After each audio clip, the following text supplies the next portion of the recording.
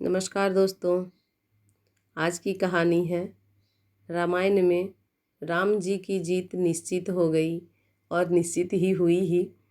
और वो कौन सा कारण था जिसके कारण अपराजित रावण को पराजय मिली और उसकी मृत्यु भी हो गई। इसी के बारे में आज हम जानेंगे इस कथा में। तो इससे पहले कौन कौन जानते थे इस कथा में, आप लोगों को पहले से क्या क्या पता था, ज़रूर कमेंट्स में बताइएगा। और जिन्हें नहीं पता था वो भी बोलेंगे। जय श्री राम ज़रूर लिखिएगा कमेंट्स में।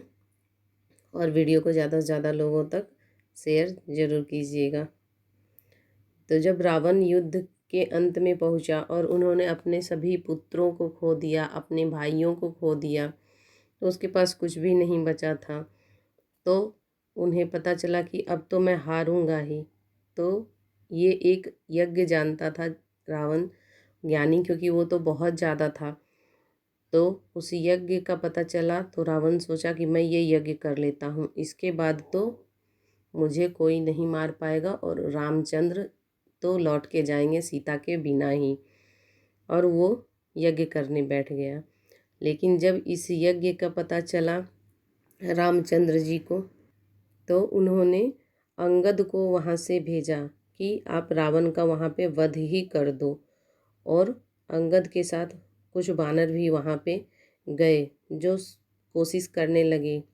लेकिन कितना भी वो कोशिश कर रहे थे, पर रावण अपने यज्ञ से हट भी नहीं रहा था और रावण का कुछ भी नहीं हो रहा था।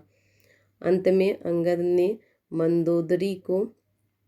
मंदोदरी की बाल खींचने लगा और खींचते खींचते सामने लाया। मंदोदरी फिर प्रार्थना करने लगी, स्वामी ये बानर, तुच्छ बानर मेरा बाल खींच रहा है और इसकी हिम्मत देखिए। और आगे बढ़ी वो कि आप राम से सुलह कर लीजिए और इस युद्ध को बंद कर दीजिए। तभी भी रावण नहीं उठा और अपने यज्ञ में लीन हो गए, क्योंकि उसे सफलता पाने का और अपनी जीत का इतना जुनून था कि पत्नी का अपमान भी उसे नहीं दिख रहा था कि एक बानर उसकी पत्नी का बाल खींच रहा है और उसे घसीट के ला रहा है। तब मंदोदरी को भी क्रोध आ गया और वो रावण को ताना मारने लगी कि आपसे अच्छे तो श्री राम हैं, कि वो 7 समुद्र पार करके अपनी पत्नी के लिए यहाँ आ गए, और आप हैं कि हमारे साथ हो के भी हमें सामने ये बानर मेरा बाल खींच रहा है और आप देखते जा रहे हैं।